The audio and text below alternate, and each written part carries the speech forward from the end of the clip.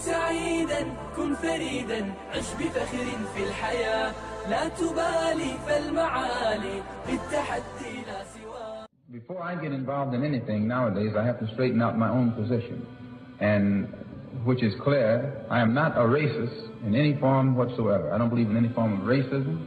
I don't believe in any form of discrimination or segregation. I believe in Islam. I'm a Muslim, and there's nothing wrong with being a Muslim. Nothing wrong with the religion of Islam. That just teaches us to believe in Allah as the God, and those of you who are Christians probably believe in the same God. Because I think you believe in the God who created the universe, and that's the one we believe in, the one who created the universe. The only difference being you call him God, and we call him Allah. Jews call him Jehovah. If you could understand Hebrew, you'd probably call him Jehovah too. If you could understand Arabic, you'd probably call him Allah. But since the white man, your friend, took your language away from you during slavery, the only language you know is his language, your friend's language. So you call for the same God he calls for.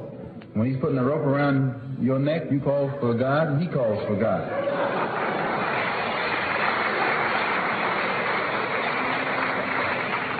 And you wonder why the one you call on never answers you.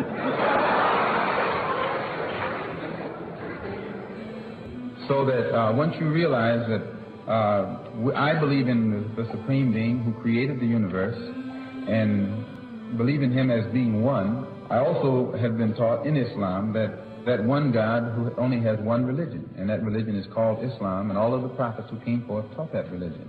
Abraham, Moses, Jesus, Muhammad, all of them. And by believing in one God and one religion and all of the prophets, it creates unity. There's no room for argument, no need for us to be arguing with each other. And also in that religion, the real religion of Islam. And when I was in the Black Muslim movement, they didn't have the real religion of Islam in that movement. It was something else. And but the real religion of Islam doesn't teach anyone to judge another human being by the color of his skin. The yardstick that is used by the Muslim to measure another man is not the man's color, but the man's deeds, the man's conscious behavior, the man's intentions. And when you use that as a standard of measurement or judgment, you never go wrong. But when you just judge a man because of the color of his skin, then you're committing a crime, because that's the worst kind of judgment. If you judge him just because he was a Jew, that's not as bad as judging him because he's black. Because a Jew can hide his religion. He can say he's something else, which a lot of them do that. They say there's something else.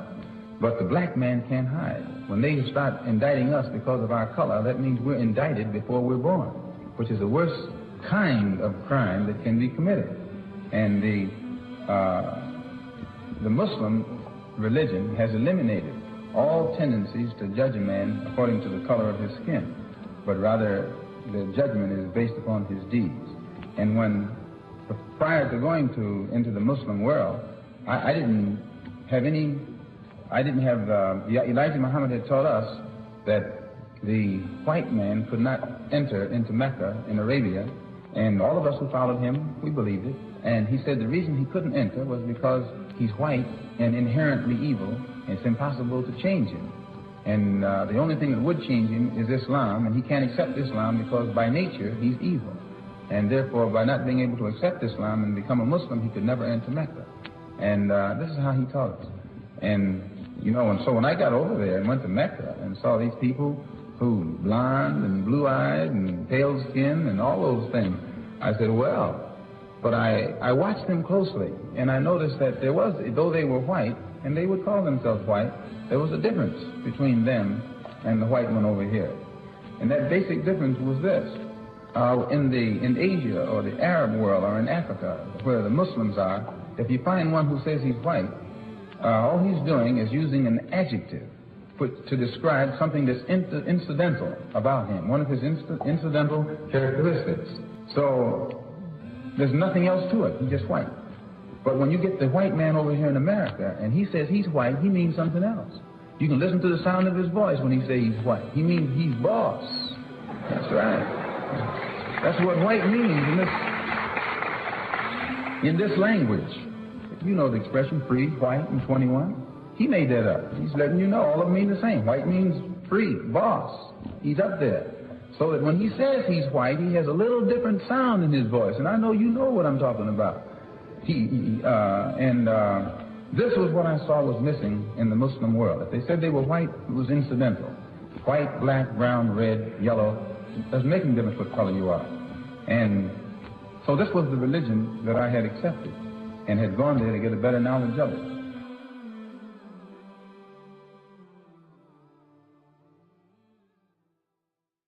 بسم الله الرحمن الرحيم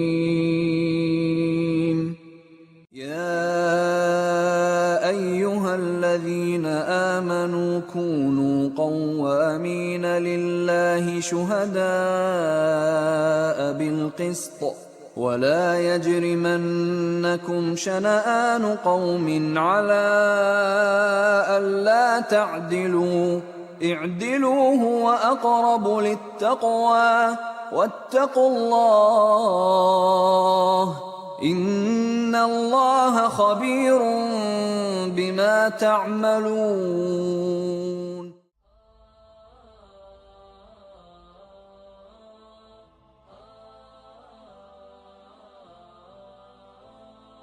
كن سعيدا كن فريدا عش بفخر في الحياة لا تبالي فالمعالي بالتحدي لا سواه.